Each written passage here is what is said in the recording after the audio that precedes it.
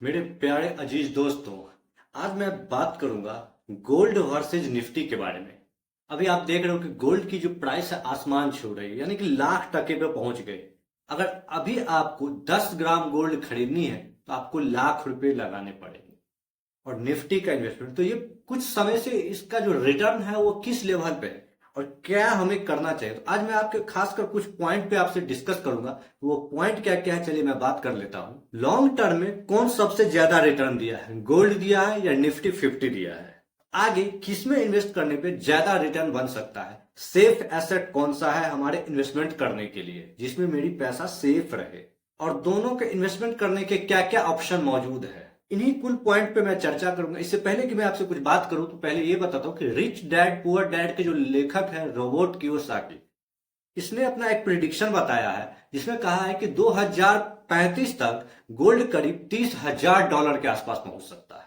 यानी कि उस हिसाब से अगर इंडियन रुपी में अगर मैं बात करूं तो करीब 25 लाख के आसपास, यानी कि अभी से यहां से 25 गुना रिटर्न बना के दे सकता है। अब उनका क्या अपना थ्योरी था उसके आधार पे कहा है, लेकिन जब मैं देखूं तो अगर इसे 25 गुना रिटर्न काफी बड़ा देखने में लग रहा है, अगर वाकई में ऐसा दे सकता है तो फिर यह हमारे लिए एक सेफ इन्वेस्टमेंट हो सकता है, अच्छा खाता। लेकिन बैक के कुछ इसके रिटर्न का जो चार्ट है उसके आधार पे बात करूंगा, क्योंकि अगर अभी आगे दे सकता है तो पीछे उसने क्या किया है इसकी जानकारी होना काफी जरूरी है। तभी जाके मैं आगे के बारे में प्रिडिक्शन कर सकूंगा। क्योंकि जो रॉबर्ट कियोसाकी उसने तो ये बताया कि अमेरिका में कई सारी समस्या आ रही है जिसके कारण वहां रिटर्न सुरक्षित नहीं रह गया है, और इस कारण से लोग गोल्ड की तरफ जा रहे हैं। क्योंकि गोल्ड का क्या है कि उसका एक लिमिटेड एक्सेस है, तो इसलिए उसकी रिटर्न बढ़ रही है। और भविष्य में जिस प्रकार से अनसर्टेनिटी है तो लोग गोल्ड की तरफ, सिल्वर की तरफ, बिटकॉइन की तरफ चलेंगे। तो आगे जो अमीर बनना है उन्हें इन्हीं सबको में अपनी इन्वेस्टमेंट को बढ़ाना होगा। फिर अमेरिका फैक्टर और ये चीन का भी फैक्टर आ रहा है, जहां अमेरिका यह कह रहा है कि मैं अब गोल्ड में प्रॉफिट बुक करके अपनी इस पैसे को इसके मतलब ले जाऊंगा कहा, बिटकॉइन में। तो वही चाइना कह रहा है कि मैं एग्रेसिव हूं गोल्ड पे और मैं ज्यादा से ज्यादा गोल्ड ही एक्यूमुलेट करूंगा और अपने रिजर्व में रखूंगा। यहाँ दोस्तों अधिकतर गवर्नमेंट जो है अलग अलग देशों की सब अपने रिजर्व में गोल्ड रखते हैं। इवन कि हमारे इंडिया के भी गवर्नमेंट गोल्ड को ही प्रायोरिटी मानते। एक एसेट, मेटल एसेट है जिसे एक लेवल पे देखा जाता है कि इससे आगे चल के मतलब हमारे रुपया को मजबूत करने में योगदान होता है। इसलिए अभी तक जो गोल्ड है उसकी सेफ माना जाता है। लोगों का एक झुकाव गोल्ड में की तरफ ज्यादा है और अधिकतर लोग गोल्ड को एक सेफ एसेट भी मानते हैं। उसे लगता है कि जब मैंने गोल्ड खरीद लिया है तो मुझे बुरे समय में ये काम आएगा। तो इसी डिटेल्स में बात करूंगा कि अगर आप गोल्ड खरीदते हो कितना रिटर्न बना के दे सकता है, आपके लिए कितनी सेफ है। तो पहले पॉइंट की लॉन्ग टर्म में सबसे ज्यादा रिटर्न बना के कौन दिया, तो मैं एक डाटा के हिसाब से काम बात करना चाहूंगा। तो पहली जो बात है कि एक साल का मैं ले लेता हूं कि पिछले एक साल में गोल्ड कितना रिटर्न दिया है और निफ्टी कितना रिटर्न दिया है। पिछले एक साल में गोल्ड जो है 54.45% के सीएजीआर के हिसाब से रिटर्न बना के दिया है, वहीं निफ्टी 2.93% का ही रिटर्न दिया है। तो एक साल में जो गोल्ड है वो काफी बड़े मार्जिन के साथ निफ्टी को बीट किया है।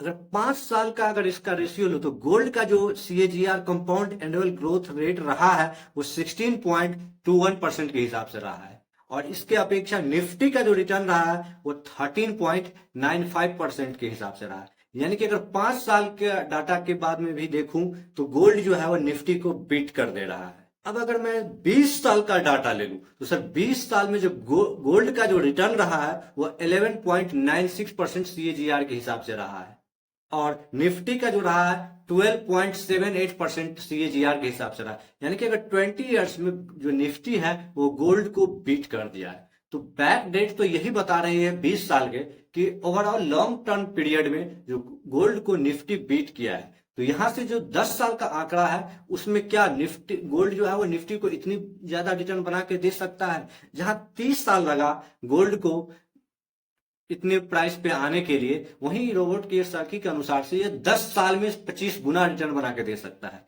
हालांकि इसको कहना, इसके आधार पे सिर्फ इन्वेस्टमेंट कर लेना सही डिसीजन नहीं हो सकता है। लेकिन बैक डेट में अगर आप देखो तो निफ्टी और गोल्ड का जो रिटर्न है कमोबेश आसपास ही रहा है। लॉन्ग टर्म में निफ्टी जो है वो बीट किया है। तो एक एसेट के रूप में आप समझ सकते हो कि गोल्ड भी सही है, निफ्टी भी सही है। निफ्टी का इन्वेस्टमेंट भी आपके लिए एक अच्छा रिटर्न बना के दे सकता है और आप अपनी पोर्शन का कुछ हिस्सा निफ्टी और कुछ हिस्सा गोल्ड में रख सकते हो। अब मैं बात करता हूं कि ऑप्शन क्या क्या है इन्वेस्ट करने के लिए। तो सबसे पहले मैं बात करूंगा आपके पास गोल्ड के ऑप्शन के लिए। गोल्ड का जो पहला ऑप्शन होता है फिजिकल गोल्ड, यानी कि जाओ किसी शॉप से जाइए सोना खरीद लीजिए। तो इसमें समस्या क्या है कि प्योरिटी की समस्या रहती है, आपको पता नहीं होता कि जो गोल्ड आपके पास है वो कितनी हद तक सही है।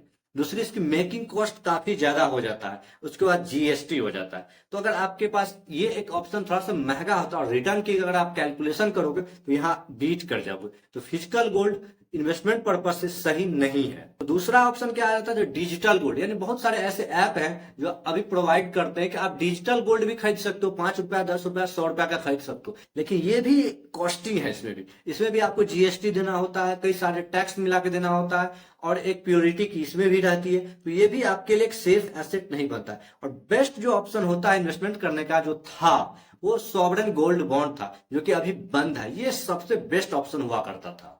और आखिरी मैं ये बताऊं कि गोल्ड ईटीएफ या म्यूचुअल फंड ईटीएफ। जी हाँ दोस्तों, आप म्यूचुअल फंड में भी जो गोल्ड का ईटीएफ है उसमें आप इन्वेस्ट कर सकते हैं एक एसआईपी फॉर्म में। तो वो जो म्यूचुअल फंड होता है वो भी गोल्ड का ईटीएफ ही खरीदता है, या आप डायरेक्ट अपने डीमेट अकाउंट में गोल्ड ईटीएफ खरीद सकते हो। अगर आपके पास डीमेट अकाउंट नहीं है तो मैं अपने डिस्क्रिप्शन बॉक्स में लिंक दे रहा हूं, आप वहां से चाहो तो अकाउंट ओपन कर सकते हो और गोल्ड ईटीएफ को खरीद सकते हो।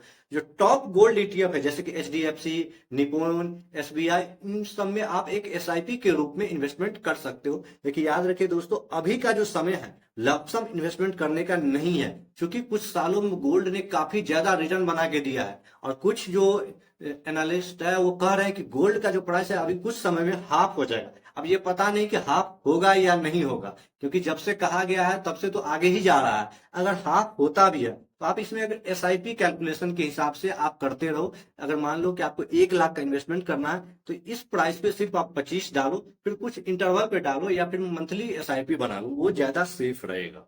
तो मैंने आपको गोल्ड का इन्वेस्टमेंट का क्या क्या ऑप्शन है सब बता दिया है। अब मैं आपको बताऊंगा कि निफ्टी का क्या क्या है।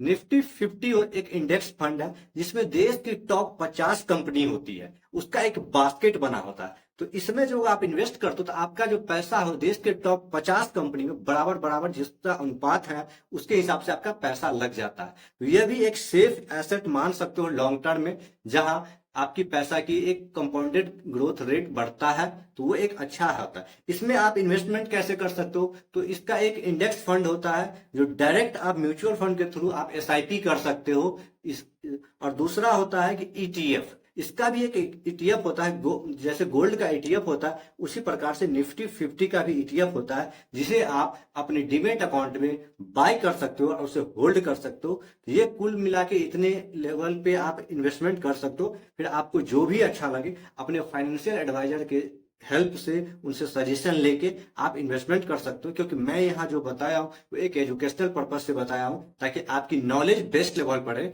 और आप समझ सको कि गोल्ड और जो ये निफ्टी 50 है इस दोनों के में बैक डेट में क्या रिटर्न बना के दिया है, और आप अपनी एक एनालिसिस तैयार कर सको और फिर उस एनालिसिस के आधार पे आप अपने लिए एक बेस्ट प्लान बना सको अपने एडवाइजर के हेल्प से।